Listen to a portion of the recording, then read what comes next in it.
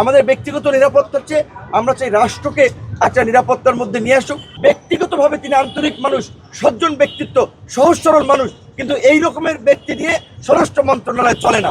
এই উপদেষ্টা দায়িত্বে থাকলে নির্বাচন পর্যন্ত আমরা যাইতে পারি কিনা সেটা নিয়ে আমাদের সন্দেহ আছে। আমরা সরকার কয়জনকে নিরাপত্তা দেবে? আমি যদি বলি যে আমাকে 5 জন পুলিশ দিয়ে, আমার সামনে পিছনে একটা গাড়ি দিয়ে আমাকে নিরাপত্তা দেন, আমার মতো যারা সহযোদ্ধা রাজপথে সারা বাংলাদেশ থেকে নেতৃত্ব দিয়েছে, বিশ্ববিদ্যালয় থেকে কলেজ থেকে জেলা পর্যায়ে অসংখ্য তরুণ রয়েছে, প্রত্যেককে তাদের একজনকে আঘাত করা মানে তো জুলাইয়ের আঘাত। আর তারা তো শুরু থেকেই এই জুলাইয়ের বিরুদ্ধে একটা শক্তিশালী অবস্থান নিয়ে জুলাইকে ধুলোয় মিশিয়ে দেবে এই ধরনের হুমকি দামকি দিয়ে আসছে।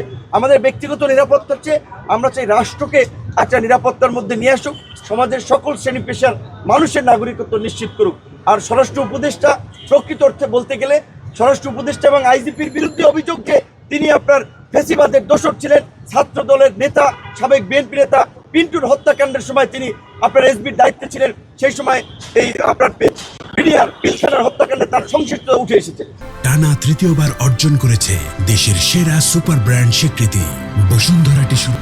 স্বরাষ্ট্র উপদেষ্টার ব্যক্তিগতভাবে তিনি আন্তরিক মানুষ, সজ্জন ব্যক্তিত্ব, সহজ সরল মানুষ, কিন্তু এই রকমের ব্যক্তি দিয়ে স্বরাষ্ট্র মন্ত্রণালয় চলে না। গণ অভ্যুত্থান পরবর্তী সময়ে আমরা আইন শৃঙ্খলা বাহিনীর প্রতি যে ভূমিকাটা আমরা প্রত্যাশা করেছিলাম স্বরাষ্ট্র মন্ত্রণালয়ে, সেইটা আমরা দেখি নাই। এবং এই উপদেষ্টা দায়িত্বে থাকলে নির্বাচন পর্যন্ত আমরা যাইতে পারি কিনা সেটা নিয়ে আমাদের সন্দেহ আছে। কাজে আমরাও সরকারের সাথে আলাপ আলোচনা করে সরকার যদি কার্যকর পদক্ষেপ না নেয় তাহলে তো আমাদের যে ধরনের পদক্ষেপ নেওয়ার আমাদেরকে তো সেটা নিতেই হবে। তবে আশা করি সরকার রাজনৈতিক দলের সাথে সংলাপ করার মধ্যে দিয়ে তাদেরকে ঐক্যবদ্ধ করে এই পরিস্থিতি কিভাবে মোকাবেলা করা যায় তার একটা পথ তারা আপনার আমাদের সামনে উপস্থাপন করবে।